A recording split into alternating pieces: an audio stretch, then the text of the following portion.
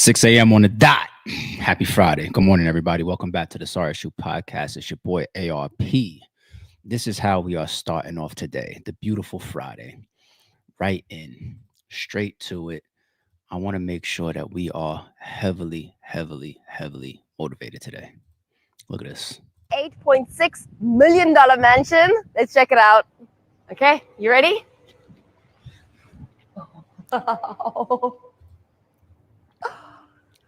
So at the entrance, we've got a custom chandelier.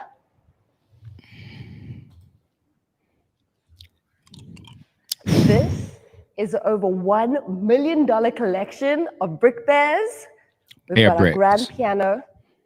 So outside, we've got our barbecue area and our pool. We have a 3-level chandelier going all the way up to the top floor. All the way to the top. Look what happens when I open this door. Our walkway lights up. I like a Resident Evil movie or something. Oh, beautiful lighting. Oh. And this is our up to 8-car garage. I don't got 8. Okay, look at this. We've got our bar and our entertainment area. But through here is our karaoke room. And it can even be a movie theater. Stop. I'm going to cut that short. You never know how we're going to start these streams, right? You see, yesterday, if you go replay yesterday's stream, the Dumb Out, the song, it got clipped. I told y'all, you got to be here, when the stream starts to catch some of the intro stuff. If I ever do music, that'll be the formula. We know it's only going to be for the live because by the time the stream is over, YouTube's going to make us clip it. I got one more to start the Friday. Stay with me. Let's level up the last one that we just took a look at. I just want to make this Friday start that much more. Look at this. Look at this. Look at this. Look at this. This brutalist ocean home will leave you speechless inside. This is some James Bond off the grid. The whole world is in anarchy, but we all the way over here type of. Look at this. Oh my God. Oh my God. It's designed underwater. You have a whole damn near sea aquarium around you at every turn. Oh my God, look at this hallway. Look at this hallway, B. This might be one of the dopest home or residential hallways I've ever seen in my life. That is insane. That is insane. Here's an even more insane thing about it, people. If anybody own fish tanks or have aquariums in the house, glass develops moss and algae and all that type of stuff. You understand that you have to pay somebody to put on scuba gear and actually go outside, jump into the sea, and clean this glass at whatever period or whatever rate, weekly, monthly, probably depending on the amount of sunlight that's coming in there. It's in the middle of the sea, so there's a lot of sunlight. That's pretty fast algae that's growing. These might need to be cleaned bi-weekly. A hallway like this from the other side, from within the water. You gotta be kidding me, B. You gotta be kidding me. What was that? Oh my God. Living room area. Look behind you. You don't need a TV. You don't need a TV in there. A TV messes this up. Bedroom. And it's a little bit of a minimalist design too. Bathroom. You know how much a tub like this, you got to get like a tub like this forklifted into the house. You know how heavy a tub like this is. You got to have sometimes your bathroom even designed a certain way to host a tub like this. Is this kitchen? Yeah, this is kitchen. Oh my God. Oh my God. Reading, sitting, lounging area. Oh my God. Guest bedroom. Guest bedroom. Oh my God. Pool with the sea in the backdrop. I'm sorry, people. I know we switching up this morning, but this is just that disgusting. Oh my God. Oh my God. Anybody got any extra motivation from that this morning? Who wants one? Who wants one? We grind every day for that type of shit, man. We grind every day for that type of shit. Go ahead, get out there and go get it, people. It's available for all of us. We all got the same 24 hours in a day. We don't have the same work ethic. We don't have the same mentalities. We don't have the same mental capacity. But I've always had the philosophy, if you shoot for 1 billion, you will at least obtain 1 million. You work to be a billionaire, you will at least be a millionaire. That's how it goes. I'm telling you. Work for the billion. And I bet you land on something crazy. I bet you. All right. Shout out to everybody that's coming into the chat. I see y'all. Once again, happy Friday. Good morning. We got some cool news to jump into today. We're going to talk about the little French Montana walk-off. What does that mean? What was he on with that? We got some other updates from the Fat Joe lawsuit and what's going on around that. Controversy on both sides, or something that kind of leans both sides. You see, yesterday I pretty much took the stance like, what we've seen so far, I ain't fucking with it. But there's other things that's coming in that's gonna make it tougher for Joe, right? We'll get there.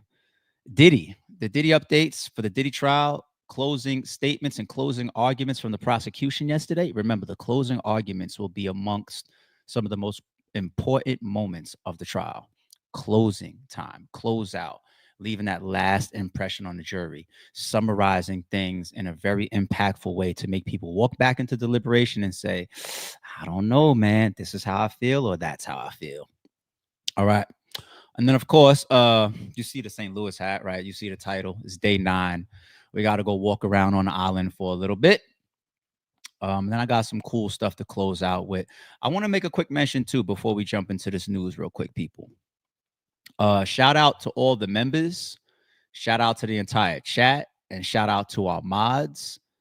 One thing for the mods, people. Please remember, we are building a very, very dope area over here. People come here, they hang out, we have a good time, we laugh, we joke, we come up with news, we're entertained.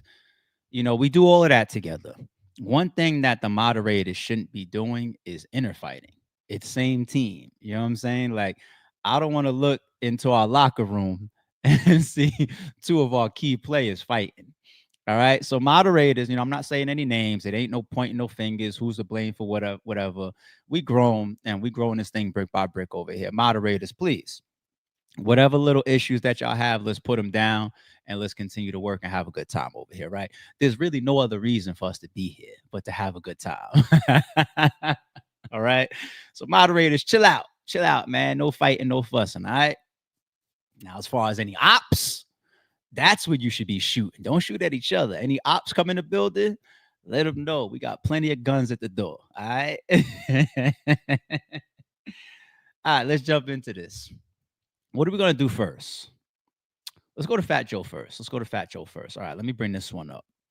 And shout out to Eagle E with the early super chat, says ARP, A Verb running probably. Shout out to him. I'm self-motivated. I have my own ambitions. I don't necessarily need to play off of other people's moves. I have no problem playing a chess game from both sides of the board. Okay, so hopefully he understands that about somebody like me. I don't take his silence for whatever tactic that he's employing. I have my own tactics. You don't work shit like that on my chessboard. It don't work. It don't matter. Okay. Like I said, let's start off with Fat Joe. So this was very interesting as far as what the other side, the plaintiff, the guy TA, right? So when we hear, I think his name is Tyrone Dixon, but he goes by the alias TA, the previous hype man for Fat Joe that came around first with an initial complaint saying, I wrote a bunch of your music, I need $3 million. And after that, he started talking about minor stuff. Fat Joe sued him. They're suing each other now. They're into it. But the guy TA, he's got a lot going on. So check out this breakdown from a lawyer. Lawyer repping the hype man suing Fat Joe. He's got a lot of problems. He's been arrested for mowing down a process server. That's going to be a problem. He's going to have to tell the bar. He could be facing penalties like suspension or disbarment. Now, this is just an arrest, but this is just one of many problems. So Fat Joe, represented by Joe Tacopina, the former lawyer to Trump, coming hot off his big win in the ASAP case, are suing the hype man and the lawyer. And they're saying that you guys have defamed Fat Joe. You guys are basically engaged in a civil extortion scheme for money, that all of this shit is lies, and you're defaming me. Now, the claims from the hype man include that he was forced into 4,000 sexual acts. This begs the question, at what point are you responsible for the sexual act? Like, somebody forces you once, shame on them. Forces you twice, shame on them. At some point between being forced twice and 4,000, don't you have to take some responsibility? The other part of that lawsuit is this brother right here, everybody's favorite lawyer repping the hype man's $3,000 an hour lawyer to Elon. Pause it for a second. He just said that Alex Spiro, aka Jay-Z's lawyer, aka the one that swiftly took down Tony Busby and now is countersuing Tony Busby, $3,000 an hour. Sheesh. Elon Musk, Jay-Z, Rock Nation. Rock Nation was named in the Fat Joe lawsuit, saying that they're responsible because they were, I don't know, his manager. Alex Spiro, on behalf of Rock Nation, has filed a motion to dismiss swiftly, claiming that there is no legal basis for suing Rock Nation for any of this claims in the Fat Joe lawsuit. This is another problem, but wait, it gets to be so much more that's going on. Check. Now, remember, I told y'all the concept that a lawyer that I spoke to prior for a different situation, they spoke about the terminology of scorching the earth, right? It's a lawyer's aggressive approach to saying, you came to me and you said you have a problem with this person, right? But I'm also going to put into this initial claim everybody in that person's backdrop, anybody that I can possibly attack for some form of liability. There's pros and there's cons to it. The pros is you're casting a wider net. You possibly are getting people involved that have some type of liability or maybe are involved in the type of infraction that you've incurred. But the con to it is you're bringing in other people that you may have to fight, right? You have to weigh your odds. And good lawyers need to do that. They need to explain that to their clients. Okay, we're going after Fat Joe, right? But there's also a lot of money behind Fat Joe, Rock Nation. And they may have been aware of some things that you are claiming in your lawsuit. So we're going to put them in as well. It depends. Pick your battles wisely. If you have evidence that Rock Nation did some shit to you, scorch the earth. If you don't, just simply to include them, simply because you feel like I always got to target where the bag is. Like Fat Joe got a bag, but Rock Nation got a bag. You go that direction simply because it's money motivated and you just want to cast a wide net, maybe even looking for like a quick settlement. They got so much money, they're probably just going to throw me some crumbs and get me out their face. It doesn't always work that way. Rock Nation has a reputation to protect. You fuck around, you sue them, they get you up out of here. Alex Spiro's motion to dismiss lands, gets approved, and then Rock Nation turns right towards you and says, our turn. Pros and cons. Good lawyers, not free lawyers, good lawyers better weigh the pros and the cons for you. Okay. This out.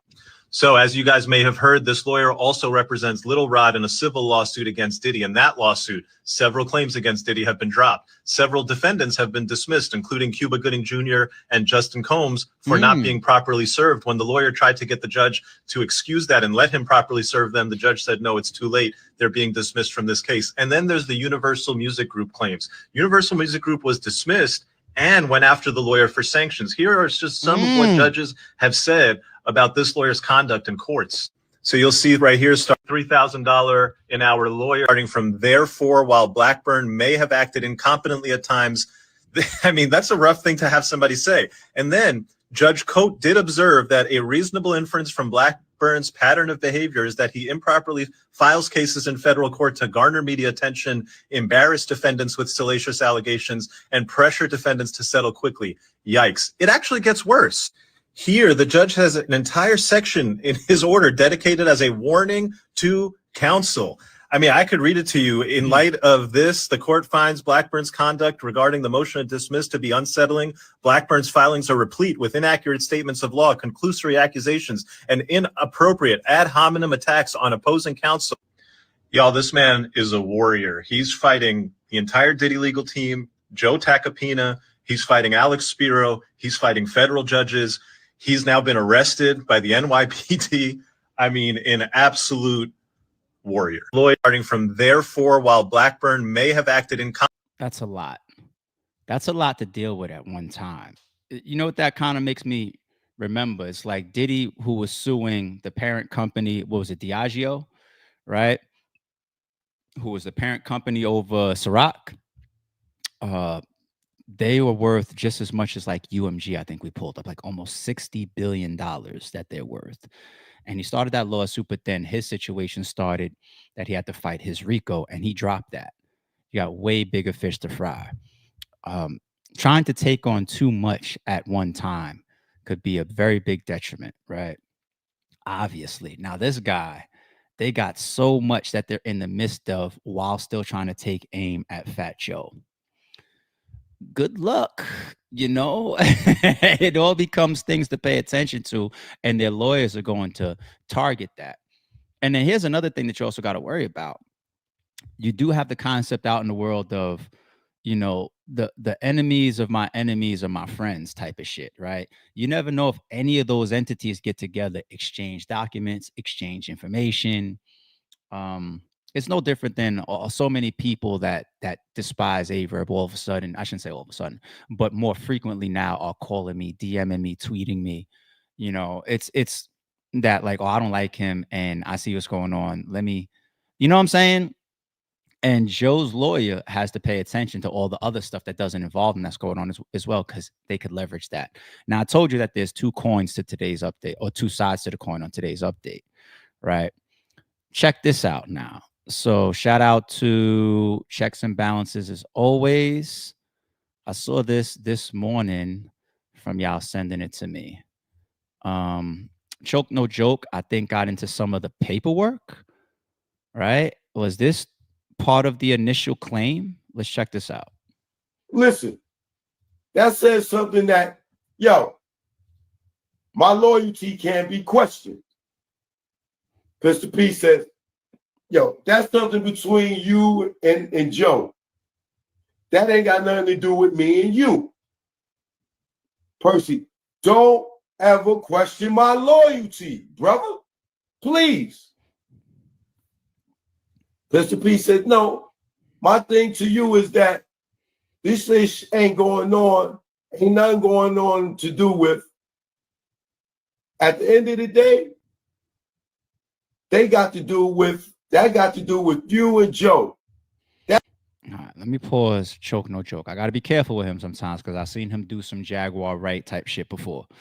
But Pistol Pete caught on a recorded phone call trying to line up TA. Once again, TA, I believe, once again, is Tyrone Dixon, the person that is Fat Joe's ex-hype man that's suing him.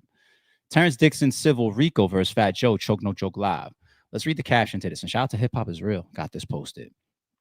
When you have a recorded phone call trying to line up TA, the legend, and you are a part of Fat Joe's team, you have to know that these threats are serious. When you are on the same phone call and you are threatening to get Cuban Link as well, and people know you to be Fat Joe's goon, it is time to lawyer up. I don't know how serious Fat Joe is taking this, but the lawyer Tyrone Blackburn, that's Dixon's lawyer, right, said on my show that he turned all of this evidence over to the FBI already, as well as got them in contact with the alleged minors. Trust me, Rock Nation must know this information by now. You can see the full video on my YouTube channel. So the reason why that's spooky, I mean, we all know Pistol Pete, right? Pistol Pete, hell, we met him all the way back to the DVD era, right? He had the whole Kill All Rats movement. Many people would say one of Fat Joe's goons, friends, whatever. And if he's on recordings threatening people and he's got such a public and well-established history-laden tie to Fat Joe, and you're threatening people like TA, even Cuban Link. Now, Cuban Link is a street nigga, right? We know the story of how Cuban Link got cut. He used to be part of the terror squad. He came up with Fat Joe, and they've been into it or at odds for about 20 years at this point, right? So to have Pistol Pete allegedly on audio threatening Cuban Link, that ain't going nowhere. Cuban Link's a street nigga. He's not going to court about that, right? But threatening TA allegedly, and if you turn that over to the FBI, that's not good. That's not good. There was even recent, it was this week, right? 50 Cent posted something about no, I'm telling y'all, 50 Cent never threatened my life or never tried to get me hit or nothing like that, right? Didn't 50 Cent post that? Because when 50 and Fat Joe was into it, you don't know how they was feeling about each other. They could have been trying to line each other up at a deeper level, right? It's two strong, powerful street guys, right? Fat Joe and 50 Cent. I think they were a threat in both directions. I know 50 was the man walking around with all the power on the music industry side of things, but Fat Joe has never been no slouch in the street, ever, right?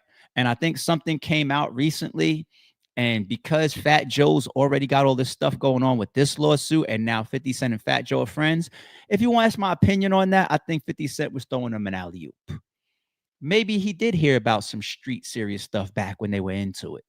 But 50 Cent gets on his gram and he supports him. Nah, I never heard that. Fat Joe never threatened my life and nothing like that, man. Me and him is good.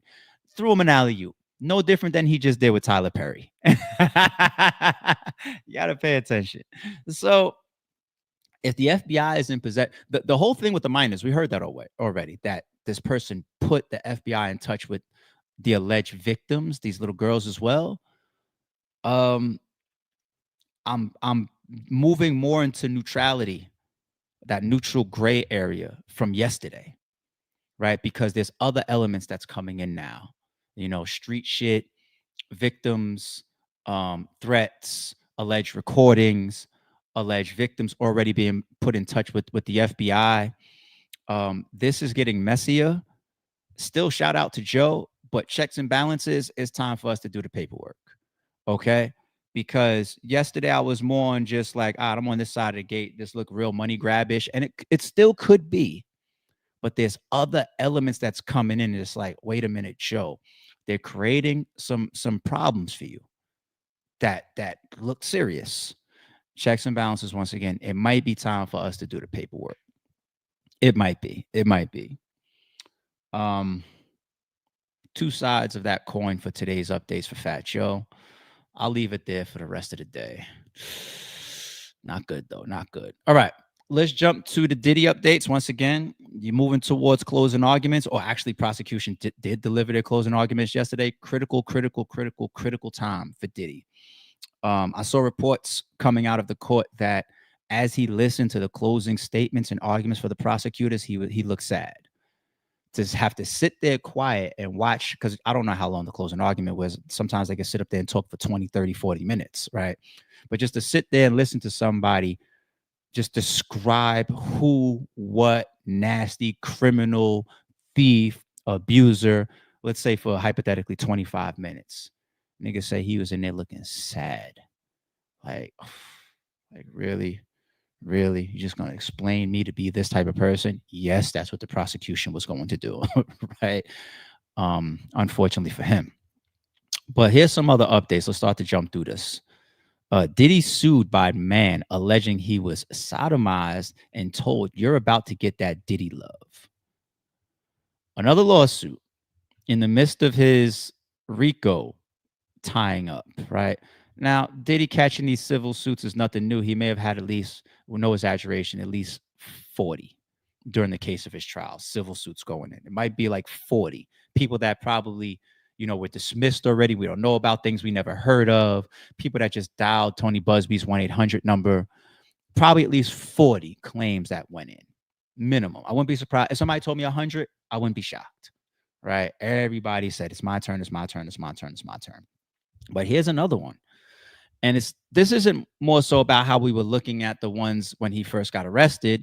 Like, oh, it's the avalanche now. Everybody's like Mr. Me Too at this point. The difference between those and this now is just the timing. Why is the timing hurt? Even if these allegations are bullshit, The jurors are human beings. Once again, they are still going to next week be going through deliberation. And if there's some boom, new huge headline that, yo, Diddy was just accused of sodomizing a man, talking about you going to get that Diddy love, that's at the front of their brains. No different than closing arguments. It's a mental thing. It's a mental thing. Like, this could be total frivolous, total BS, but it's headline shit right now. That's not good. That's not good. Diddy's legal team responds to the new lawsuit alleging, should I stop saying this word? He asked a man in a 2021 party. They told TMZ, no matter how many lawsuits are filed, it won't change the fact that Mr. Combs has never essayed or sex trafficked anyone, man or woman, adult or minor. We live in a world where anyone can file a lawsuit for any reason. That is true. Fortunately, a fair and impartial judicial process exists to find the truth, and Mr. Combs is confident he will prevail in court. Okay. Good generalized response. You got to cast the net once again, because there's been at least 40, right? And also what makes headlines, Diddy and his son, Justin Combs, hit with lawsuit by a woman who claims she was brutally GR'd. Bad timing.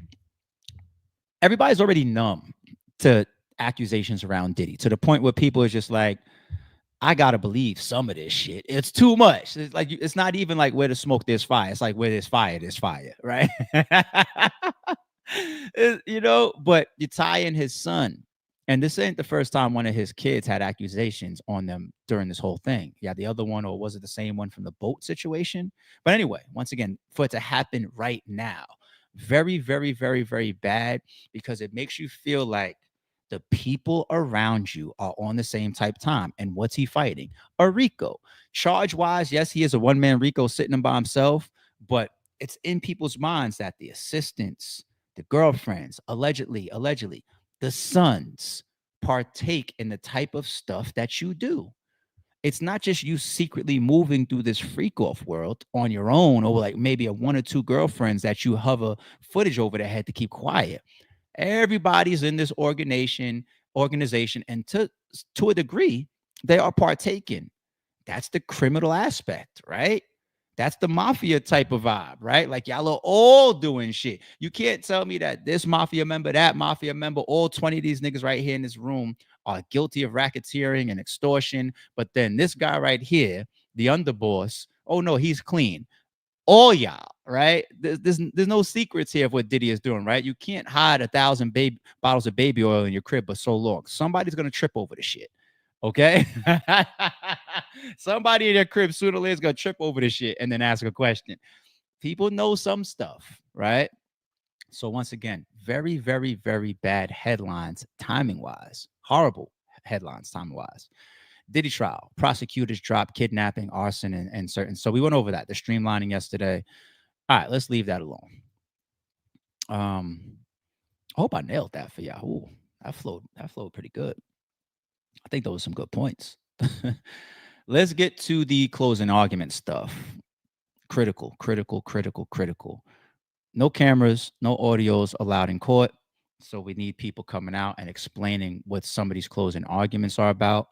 So let's take a listen in over to the Sidebar from Law and Crimes, one of the best channels to be in tune with, not even just during the Diddy case, but even just in general, right? All right, let's check them out. Closing arguments are officially underway in the Sean Diddy Combs criminal trial. In fact, the prosecution just wrapped up their closing argument. Remember, this is the last chance for each side to summarize the evidence in this case, present their final conclusion, their narrative for the jury. And it's important. It's important because there's a lot for the jury to consider over these past few weeks. It is a complicated case. There is a lot of evidence. There's a lot of testimony. And closings are the last time the jurors will hear from the attorneys before they begin their deliberations. So we begin with the prosecution's closing argument that was delivered by Assistant United States Attorney Christy Slavic, outlining why the jury should find Combs guilty of 1 count of racketeering conspiracy, 2 counts of sex trafficking by force, fraud, or coercion, 1 with respect to Cassie Ventura Fine, 1 with respect to Jane, and 2 counts of transportation to engage in prostitution. Again, 1 with respect to Cassie, 1 with respect to Jane. I want to bring on right now Law and Crimes reporter Elizabeth Milner, who was inside that courtroom for all of those arguments today. Elizabeth, great to see you. Want to take this piece by piece. Let's start it off with racketeering conspiracy. The top charge, arguably the most complicated charge in the mix, carries life in prison. Okay, so there's a lot at stake here. The prosecutor definitely wanted to make it clear for the jury. How did she outline? Let's start this. How did she outline that this is a criminal organization, that there was a criminal agreement? Let's start there before we even move into the underlying predicate crimes that the prosecution needs to prove.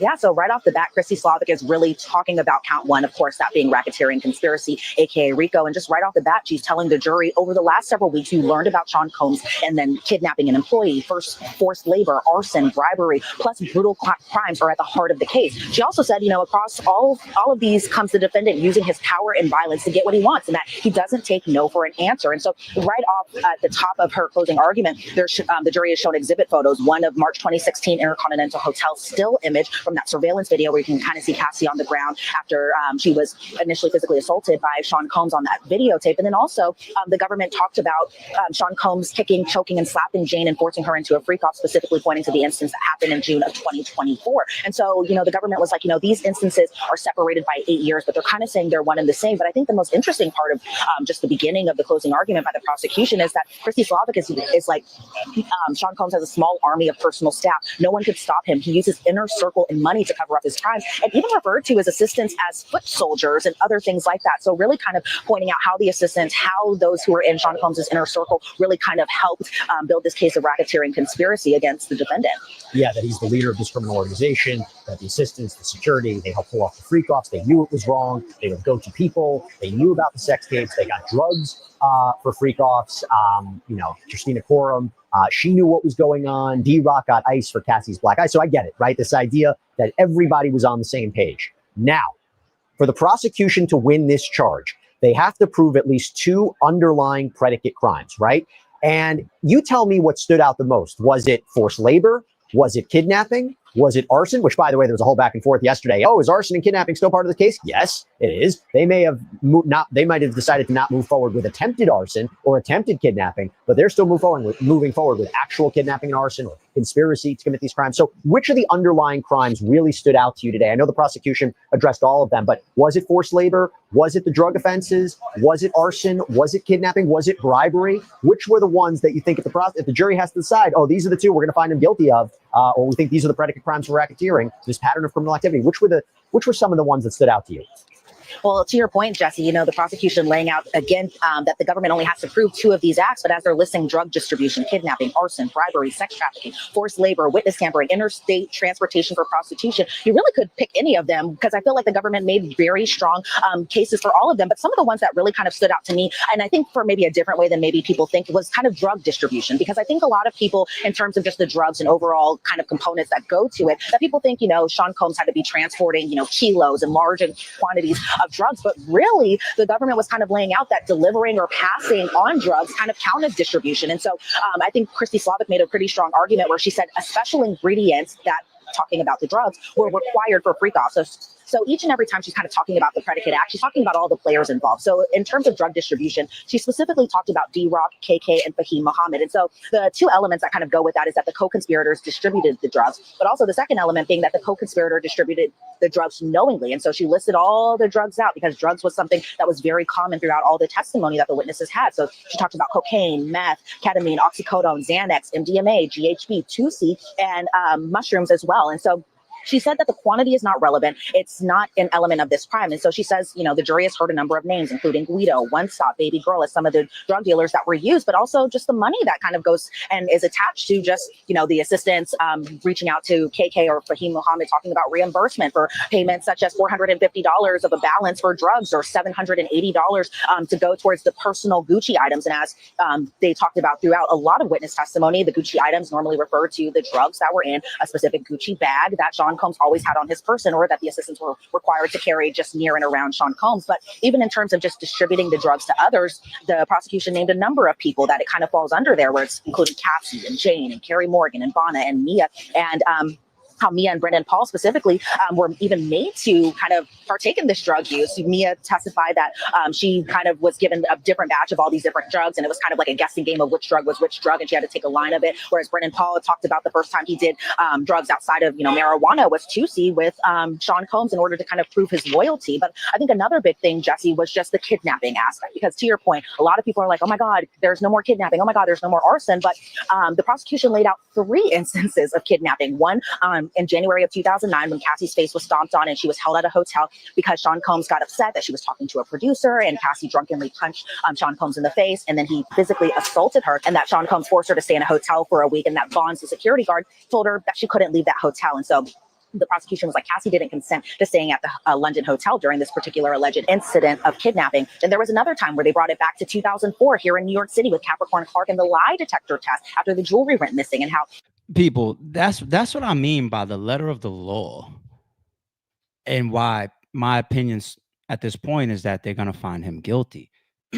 When I say the letter of the law, if let's say Cassie is with Diddy for 10, 11 years, and they take that particular example that they just ran down of Cassie being kept past her will at that hotel situation, right?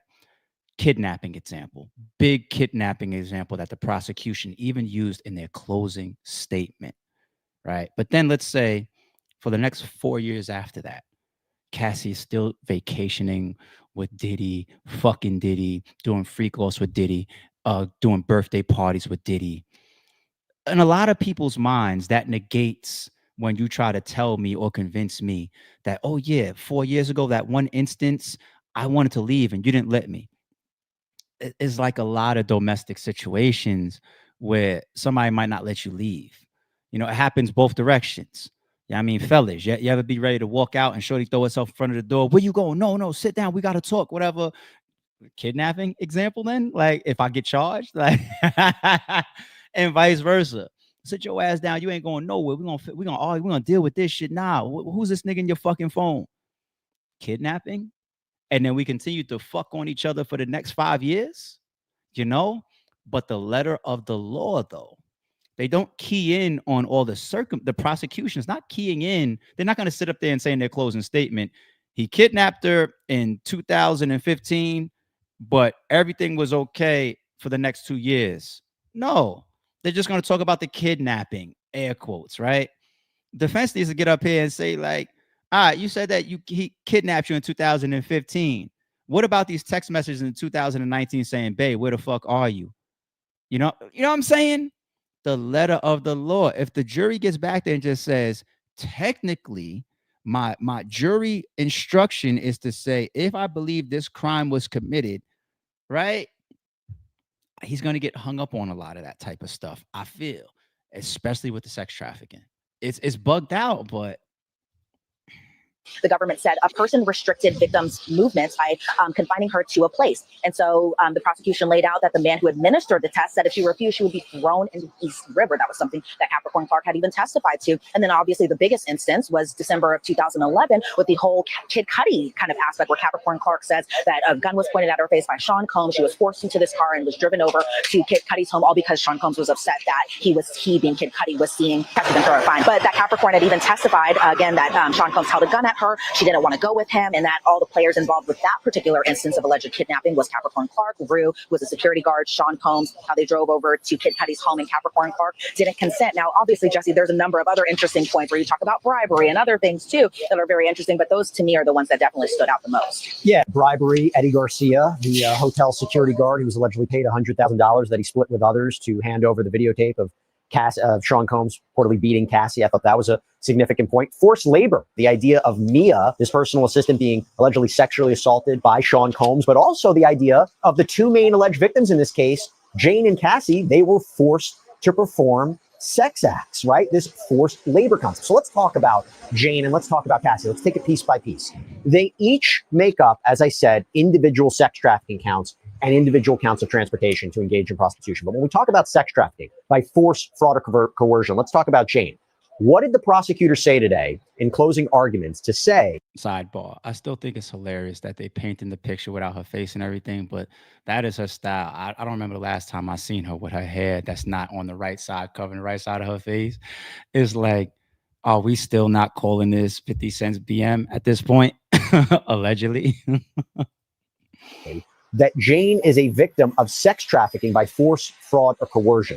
What did she say about that? Well, I think, Jesse, the sex trafficking aspect as it specifically pertains to Jane is pretty interesting because the government says you only have to find one instance of sex trafficking. So sure, the government has a very long list of all these different flights and locations and hotel rooms, all to kind of point out that all of these instances of hotel nights were possibly alleged sex trafficking, but only the jury has to find one particular instance. And then the defendant, you know, in the perfect way the government probably wants, is guilty of sex trafficking. But as it comes to Jane, and by the way, whenever they were talking about Jane, the gallery screen that we're able to see that kind of shows the public and the media and everyone who's sitting inside the courtroom, that was completely shut off. So only the jury is seeing these particular exhibits, the text messages, the photos, as it pertains to Jane, mainly because, you know, of Jane, she testified under a pseudonym and they just want to protect her privacy just a little bit more. But in terms of just the different stages of sex trafficking, the government said that the first stage was Jane kind of learning about the drugs and the outfits and putting pornography on, because they were saying that Sean Combs kind of groomed Jane into sex trafficking. So they say that first stage, again, being the drugs, the outfits, putting pornography on, something that kind of Diddy enjoyed according to her testimony. But she said the second stage was the fantasy talk, and how the fantasy talk kind of pertained to Jane with other men, and that Sean Combs made it happen eventually. And then that third stage was using a payment of rent, because as we know, Sean Combs was paying for her rent $10,000 a month, which we learned during the They're gonna convict them on it, but the grooming, like that word groom, is becoming so negative and so scary to have put on you, especially ever since the Kendrick and the Drake stuff, right? There's a lot of documentaries and videos going around calling Drake a groomer, allegedly, right? So the word got popular again. Grooming. In that sense, stage one, let's watch some porno together. Stage two, let's do out of town. Stage three, hey, let me pay your rent for 10 grand. Like it's I said before, you don't just meet somebody. If I'm a freak and I don't know if you're a freak or not, or if I want to try to turn you into my freak because I like you, I want to open you up to the things that I want to do as well. Nobody on a first date, well, I shouldn't say nobody, but a majority of the time, smart people, people with some damn class, right? You don't say, hey, you know, let me pick you up. Nice meeting you last weekend. You know what I'm saying? I'm really excited. You know what I'm saying? Let me take you out to dinner, you know, next Friday. Let me know if you're free. Okay, let's get together. Cool. Pick you up at your crib, sit you down in a nice restaurant, you know, waitress comes over, anything to start with your drinks or whatever. Yeah, let me get a cocktail with a young ladies again, boom, boom, boom. And you start to let your hair down a little bit, start to have regular, general, engaging conversation. So, you know, what do you do? What do you do for a living? Boom, boom, boom, boom. You don't just say, you ever have sex with 4 niggas at the same time while I sit in the corner, or a man sits in the corner jerking off with some Astroglide? Are you into that? Would you do that with me? That doesn't happen like that. You have to warm up to certain things. You know what I'm saying? You don't just jump out the window and say, oh, that's grooming. You know, even non-sexual stuff, you have to let people get used to. Let's say you're a compulsive gambler, right? And you try to hide it. Okay. Or you don't think that people will look at you in a positive light because you're gambling. You meet this woman, right? It starts off with, oh yeah, I'm just going to hang out with the fellas, you know, put a couple dollars on the roulette table. That's how it starts. And then you start to introduce your life more and more and more. And then later on at some point, hopefully that person decides I have a problem with this or I don't. Okay. It's not grooming. It's just typical engagement of allowing somebody to warm up to things that they may or may not be involved in their life. That's just how it goes. But the prosecution is doing the prosecution's job. They laid it out in these 3 stages as to how Cassie and Jane got groomed. And you want to know what? I'm even a little bit more receptive to the word grooming for Cassie. She was young. She was young. As far as Jane, she's a whole mother out here with a child by 50 Cent. I believe her son was already like 12 years old or some shit during the midst of her relationship with Diddy. She's a whole grown woman in her 30s. I ain't hearing that groom shit with her. All right. Unless you're going to try to tell me what, like, all she did was she was a virgin. She had a kid with 50 Cent. 50 Cent ain't exposed her to nothing. No other man exposed her to nothing. No, Jane about that life. I said allegedly, in my opinion, Jane's a hoe. We read through a lot of those testimonies and bullet points for some of them days. Jane's a fucking hoe. She's a beautiful, been with a couple celebrities hoe. All right. You want to tell me that he groomed Cassie because they met when she was like 19 or something like that? Okay, I'll take that. Jane, fuck out of here. No, she was texting him at times saying, leave that vacation that you're on right now with Young Miami. If you come back to me, I'll give you a freak off on Valentine's Day. I'll say allegedly, but that's what came out of the trial. Does that sound like she was groomed? That sounds like she dangles freak offs over fucking Diddy's head the same way he does for her. The fuck? I'm just saying, Destiny. I'm just saying, and I'm glad that you could say this because I saw your comment in the chat earlier. But we was in a different mode. I was waiting until we get there. It says I can't wait for like the verb stuff or whatever. But I'm glad I could make some damn points on the topics before for you. So shout out to you, Destiny. Come on. The trial that he's still paying for, even at this time, but that payment of rent was used as leverage. And so Chrissy Slavic is like, he reminds her he can take things away from her anytime that he wants to. And so the government said that the hotel nights weren't about what Jane wanted. It was about what the defendant wanted. He made Jane sex with the entertainers because, as the defense kind of pointed out, using Jane's messages kind of in a way against her. We're saying, okay, hey, look, she's reaching out to these. I love this super. Shout out to KK, our member. I love this statement here. It says, ARP, the thing is, men with power like Diddy feels they're beyond warming up. They are very direct in their approach to get what they want. I have so many different perspectives that we can interpret from that right there. That's a very smart and a very accurate at times statement, KK. Shout out to you. How about this perspective then? If I'm direct with you and I don't let you warm up to it because of my power, then there's no gray area. It's all black and white. You weren't groomed. You knew what it was from the door then. If you met me and I said, I just want to let you know, man, I'm into these freak off things. Let me explain what they're about. And then you stay for another 11 years, or like Daphne, allegedly, for another 3 years. If I was the defense, that would be a part of my closing argument then, if he didn't even warm up to it. So you got that perspective, right? You do have the thing of the men with power. But if I'm the defense, I constitute the men with power with the men with opportunity. Okay? I'm powerful to you because I provide a ton of opportunity that the average man cannot. I can snap my fingers, put you on that private jet, and put you in the Bahamas tomorrow. I could snap my fingers and sit you roadside with Rihanna at the award show. I could snap my fingers, put you in the studio with Dr. Dre. I could snap my fingers, put you in a movie over here with Ice Cube. Power that you leverage. You want to know what else comes with power? Money. They say, what does any man with money and power want? More money, more power. The type of power that could say, hey, Daphne, here's $10,000 a month for your rent that I'm still paying even while I'm here in court.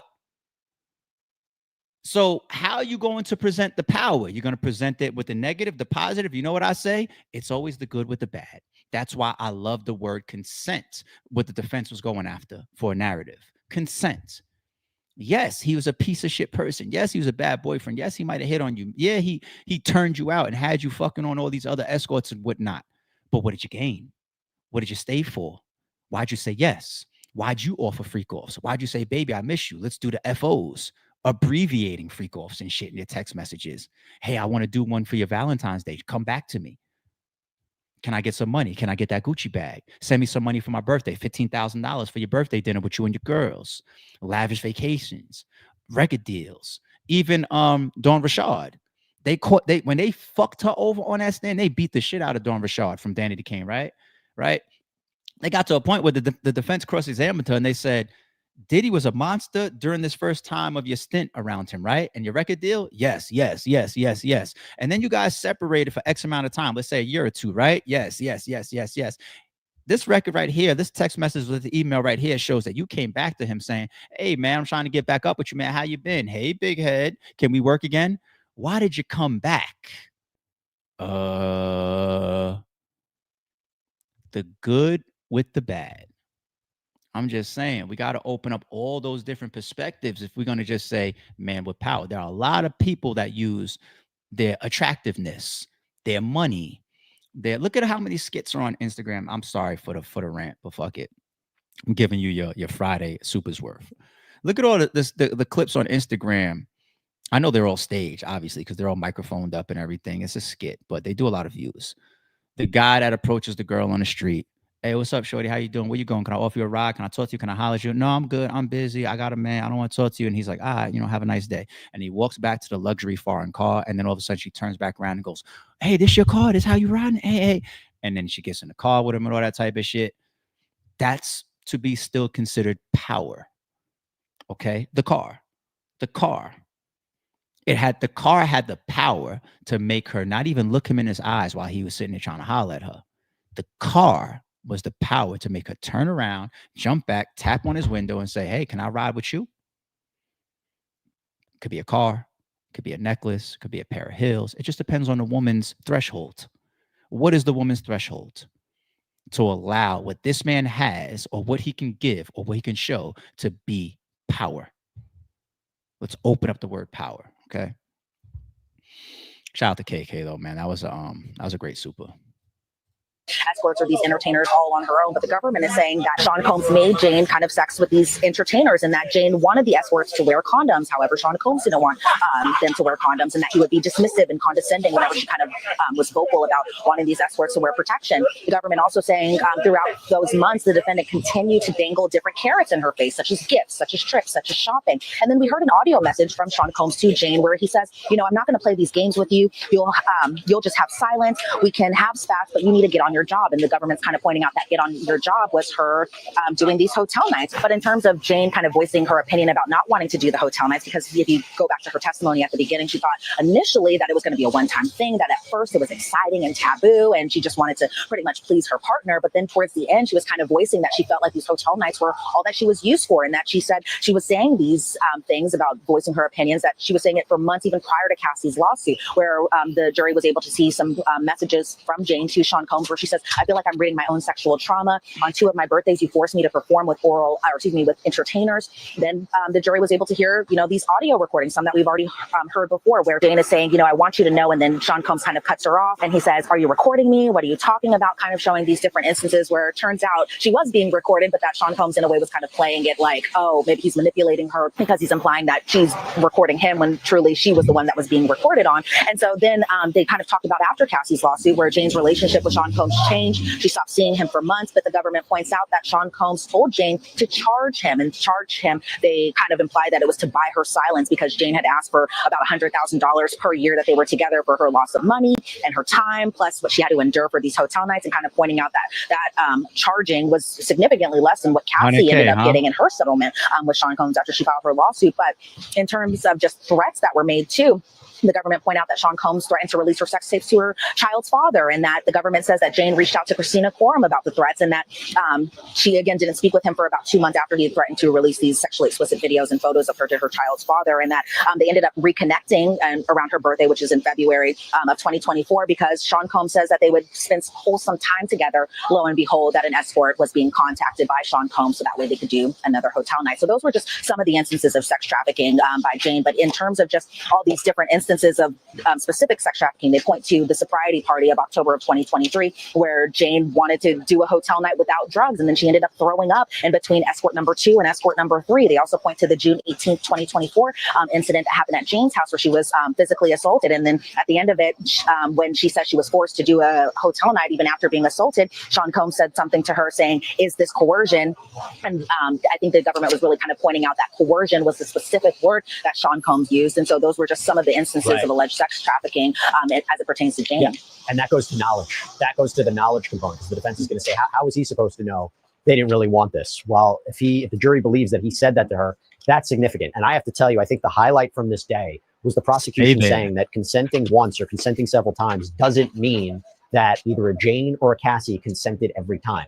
One instance of sex trafficking, you laid them out so perfectly, the jury has to believe just one of them. If it fits the elements of sex trafficking, he could be convicted of that. Now, we go on to Cassie, okay? Cassie Ventura Fine.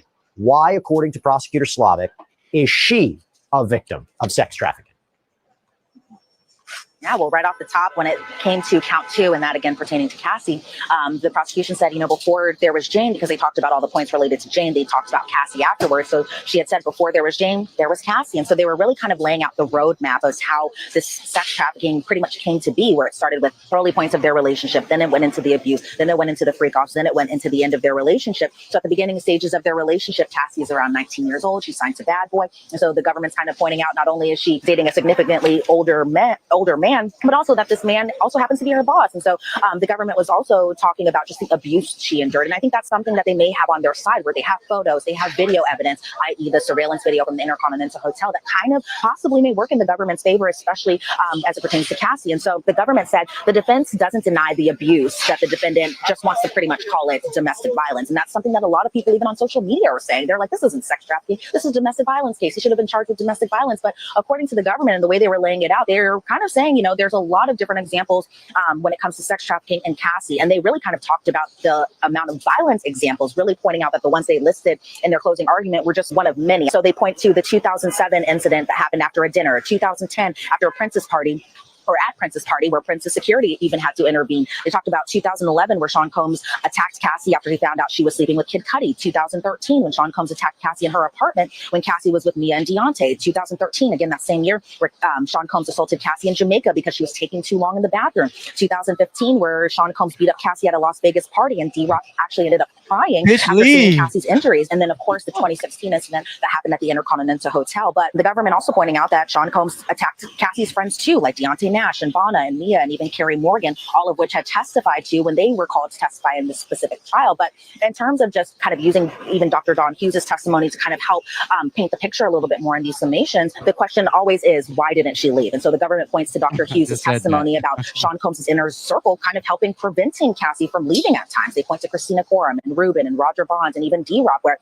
Christina Coram did all the defendant's bidding. D-Rock was only loyal to the defendant. D-Rock at one point, text messages were shown of D-Rock telling Sean Combs, Cass is calling the studio. She's looking for you. Sean Combs says, time for the ice. What's Cass up to? Does her eye look better? How is she holding up? And then D-Rock responds, well, Rio and Justin saw her. We said that a fight broke out in the club. And again, these are messages that the jury's already seen, but really kind of putting into context as it pertains to count 2. And then, of course, the freak offs. And so the government really was talking about how over the course of their relationship, there were hundreds of freak offs. I mean, the two were together for 11 years on and off, but the government showed text messages where Cassie said, I love our FOs when we both want them. And so I think kind of pointing to, Cassie initially consented to doing this, but towards the end to her testimony and even pointing back to her lawsuit, just because she agreed to do it once doesn't mean she agreed to do it every single time, every single instance. And she even said that she had to do these freak offs while she was on her menstrual cycle and she had a UTI and how escorts urinated in her mouth. And the government says that you being the jury, don't have to prove every freak off with sex trafficking, just one. And so they said it's not an all or nothing thing. It's really just that one instant that could possibly make him guilty of sex trafficking.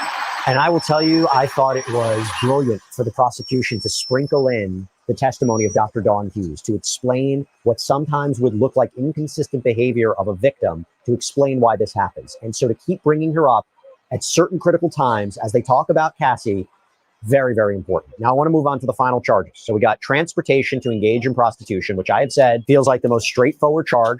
Prosecutors have to prove that he literally transported not even sex workers. They don't even have to be prostitutes, just men across state lines for the purposes of sex work. That's it, right? Transporting them and the alleged victims for the purposes of sex work. I think they even highlighted today, you don't need force, fraud, or coercion. You don't even need really consent. So what did you say about transportation to engage in prostitution? Well, I think a lot of people have to remember that goes to count 3 and count 5.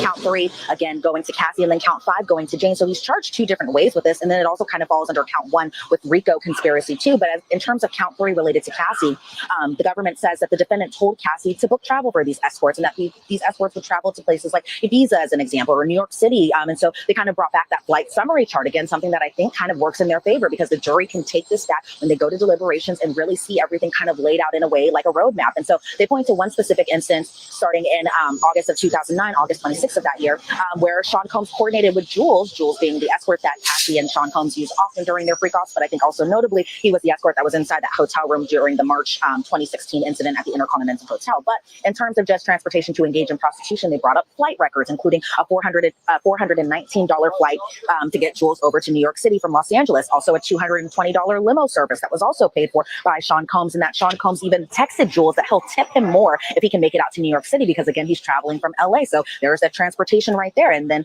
the government points to the defendant paid for Clayton Howard, aka Dave, another escort that was used to fly him to Los Angeles from New York City. And so the government, again, relying on that flight records, that summary chart that was shown kind of towards the end of the trial, just saying that the defendant is guilty on count 3 in every single one of these instances. And it's a lot of instances on that specific chart. And so as it pertains to count 5 in relation to Jane, the government says that the defendant transported escorts or entertainers, as Jane calls them, like Cabral to Miami, to Los Angeles, to New York, because Cabral is specifically from Atlanta. I think he's even named as ATL in Sean Combs's phone. And so the government said that Jane, although she set up the travel and paid for the flights for Cabral to get over to New York or Miami or Los Angeles, that she was always reimbursed by Sean Combs. They also talk about how Jessica Ruiz also, and she's the travel agent, also set up travel because of course that's her job, but that obviously who are the payments coming from? The account holder being assigned to Sean Combs. And so the government even talked about the defendant transporting an entertainer or Paul, somebody that Jane and Sean Combs used during their hotel nights, to Turks and Caicos. And he was traveling from Los Angeles for these hotel nights or Wild King nights, whatever you want to call them. And so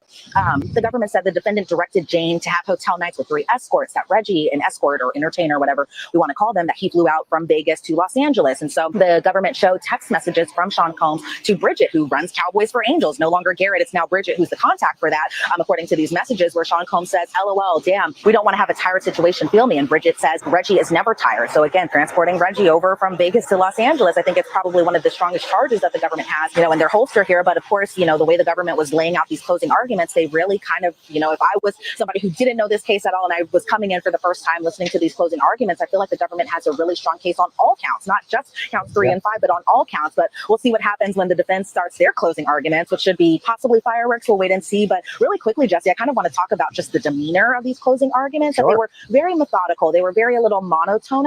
Thank you. Thank you, Law and Crime and Sidebar. Appreciate it. Ooh.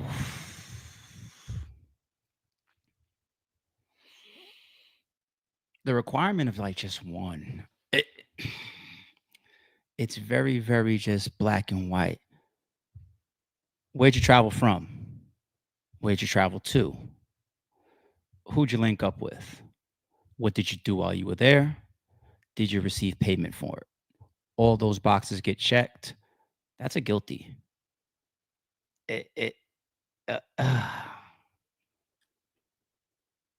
We continue to say, we don't like some of this stuff to be in the feds.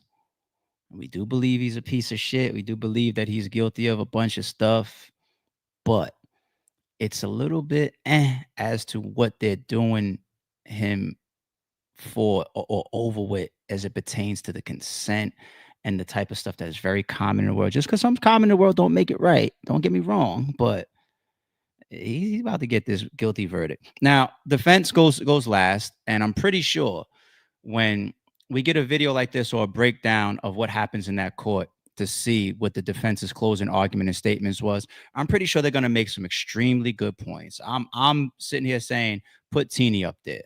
She's a woman, so the optics are strong. She's a pit bull. She's got that type of aggressive, go at it type of nature to her. And I think that she, from her reputation, it's going to cast a lot of, I understand where she's coming from within that courtroom. Her or Brian Steele for the closing statement. When we get our hands on that, it's going to sound good. These guys are being paid millions and millions of dollars to get to a moment like this and to shine for Diddy. I'm pretty sure that's exactly what they're going to do. And they do get that they win a coin toss. They get to go last, leave that last impression. So basically, we're going to get one more chance from big news coming out of the court to say, what do we think before they come out with their verdict? So now, after hearing the prosecution's closing statement, I'm still feeling they're going to find him guilty. He's about to get hit with some time, and then he's going to get right into his appeal process. Okay. I don't think that the closing argument for the defense is going to swap me, but we'll see when we get there. All right. We'll see. Because that could be the final piece, and then we will rest our opinion before the verdict. All right. Oh yeah, real quick, y'all. I'm pretty much all healed up underneath too. I'm all healed up.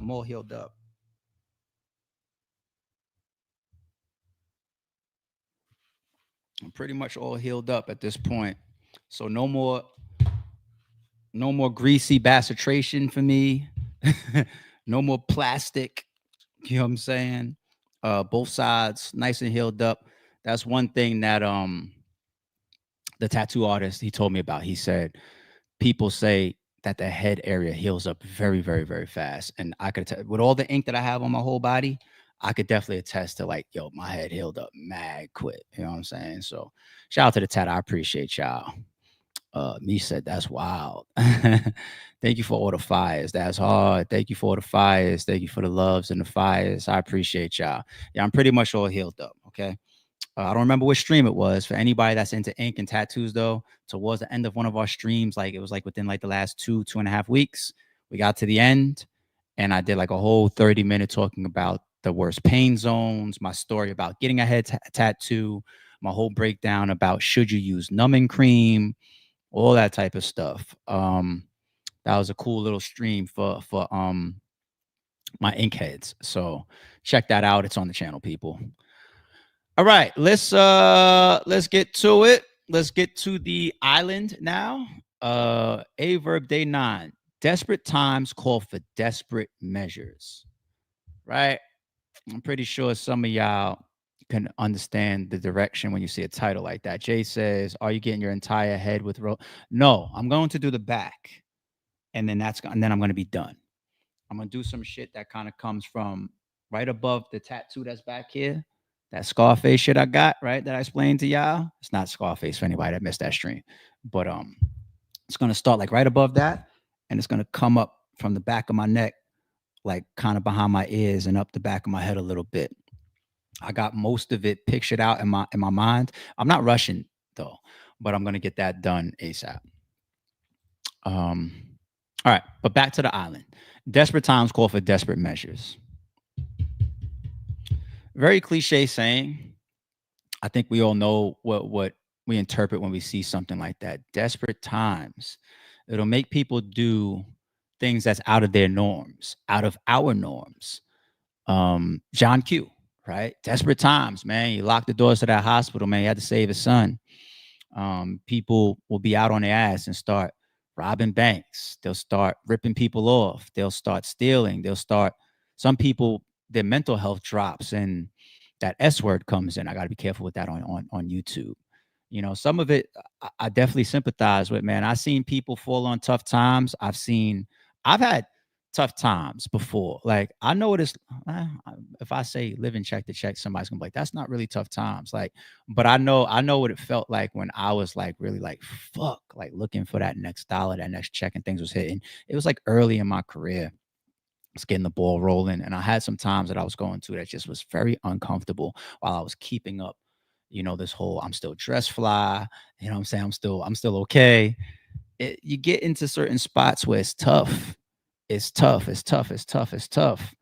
And when people hit rock bottom, you never know what they're gonna do. So I am gonna pull up a piece of social media, and that's gonna be like the only troll related thing that I do for today's island stream. Right? Everything else is gonna be serious, and I got a gem for y'all afterwards. All right. It's gonna be no trolling after this. We're gonna talk.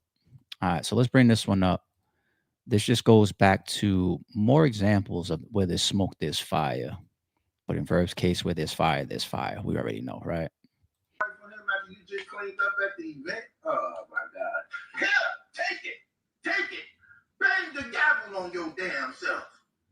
Don't worry, I'm gonna do it for you. No,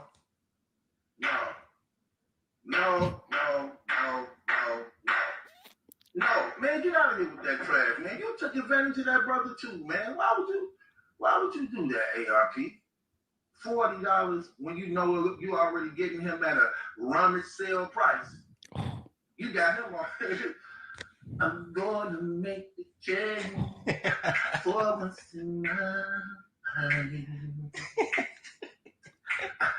I see a bird on the street without enough to eat. Who am I to be blind, pretending not to see his need? I gave him $20 to get some piece of her in a large soda.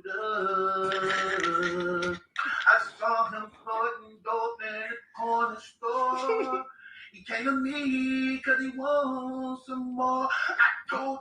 Verb, no. Yo, I found myself starting to get into it a little bit.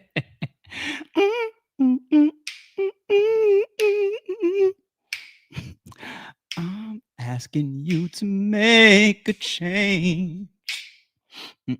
Nah, I said there's no trolling for this video, right? I am asking you to make a change. You want to make a better, take a look at yourself and yo, come on, ARP, be serious. This is a serious stream. What's the caption to this one though? Battle Truth is the Go Island God. $20 for some Pizza Hut is crazy. What situation is he talking about? This is all spawning off of me revealing his unfortunate battle with Jims, the aftermath of that, right? Check that stream out if you missed it. It's titled The Jims Battle.